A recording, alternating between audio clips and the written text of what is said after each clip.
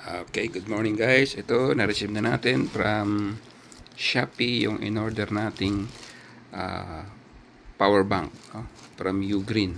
But this time is it's only 100 watts with a 20,000 milliampere hour capacity. Okay, so ayusin ko lang yung ito po yung package niya. At ayusin ko lang ang using ko lang ang camera for unboxing. Okay guys, ito na. Let's unbox this bad boy.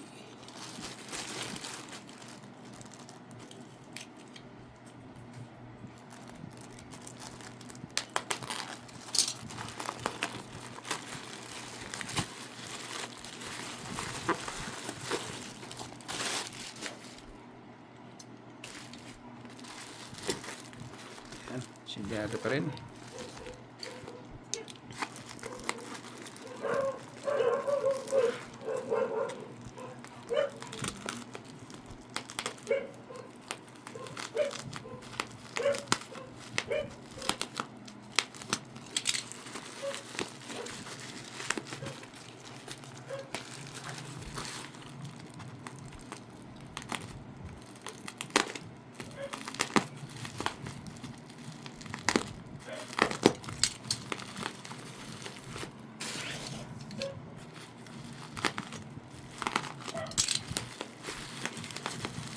Yun, lumitaw na.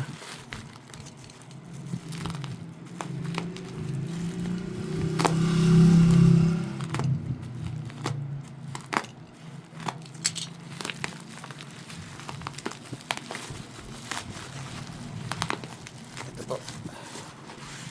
Yun.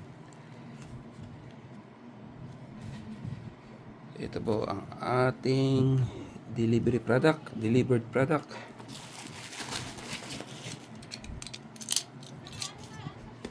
Ito po ang Ugreen power bank PD 100 watts max for Samsung phones, flight approved. So okay,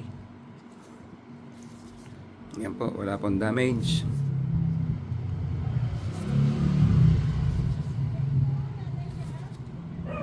At silyado pa po, silyado. Dito shield pa to. Okay.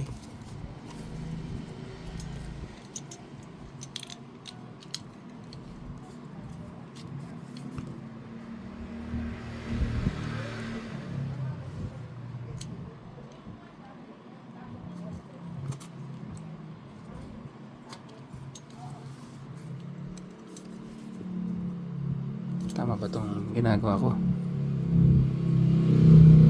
Mali. Ito pala dapat.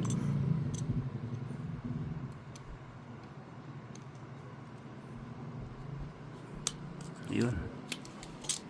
Sorry guys, nagkamali. Yun. Yeah, medyo nakat ko ng ano. Mali yung cut. Ito na po. Sealed.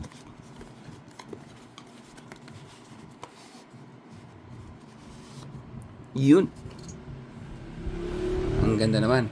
Kumpara po natin yung size nung nauna kong binili sa Qatar. Ito po, dito po to sa Shopee. Ito po yung Ugreen na 145 watts, which is 25,000 milliampere hour capacity. So makikita po natin yung difference na size, no? Pero yung width niya pares lang, yung length lang, pero yung thickness same din. Yung width lang ang pinagkaiba. Sige, iwanan natin dyan si 145. So sa box as usual, ito pa rin USB to USB cable. At wala na pong iba. And ito na ang star of the show, sealed.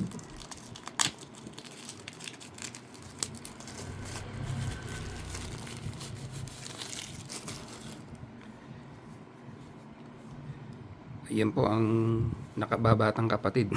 Yung 45 watts. So ito po yung Ugreen 100 watts, 20,000 milliampere hour.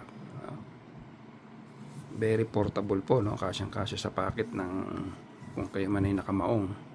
Ayan, ito pa rin po yung nila, more than power. Yan, more than power. So, compare yung size. Siguro mga 1 inch siguro to. Then yung thickness is, I think, the same. Thickness will be the same. Thickness same. So yung width is same. Yung is pinagkaiba lang talaga is yung length or yung height, no? Ito po, length or yung height. And press natin kung ilan yung pre-charge amount niya. So usually 50%. So by storage, nababawasan yan. Kaya nabawasan ng 6%, 44%. And ito po, i-charge ko po siya. Ito po, pala, yung output niya is, I think, the same, no? Parehong 100 watts. Ang advantage lang nito sigurong 145 watts. Kulay violet.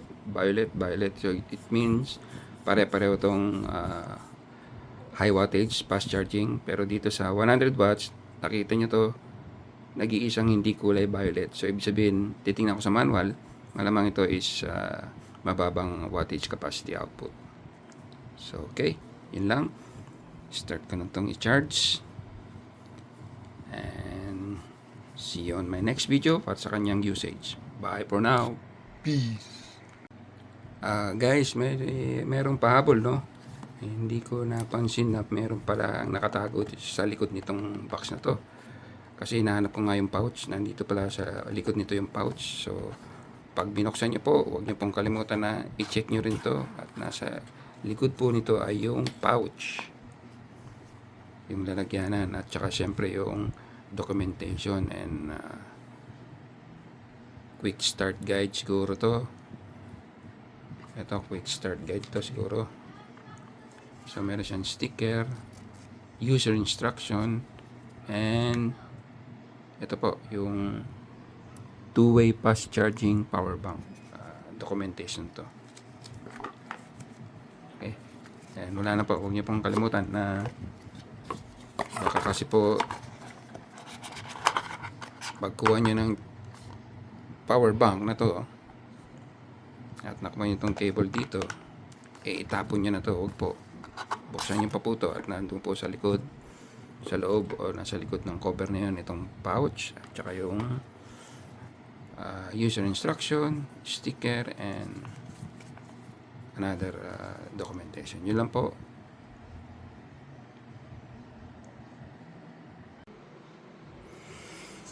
Now charging the newly received Ugreen power bank, 100 watts, 20,000 milliampere hour capacity.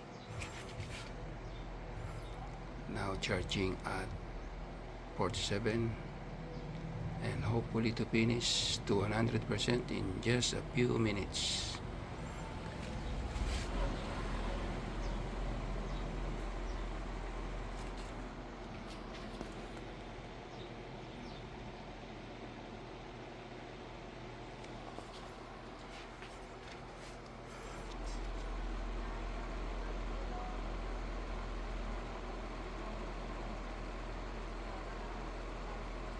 Ito po ang pinagkaiba po dun sa 145 watts. Ito pong kabilang USB port is only out. Dun po sa 145 watts, ito po ay in or out. So may advantage po yung 145 watts. Advantage lang po nito ay yung size lang po.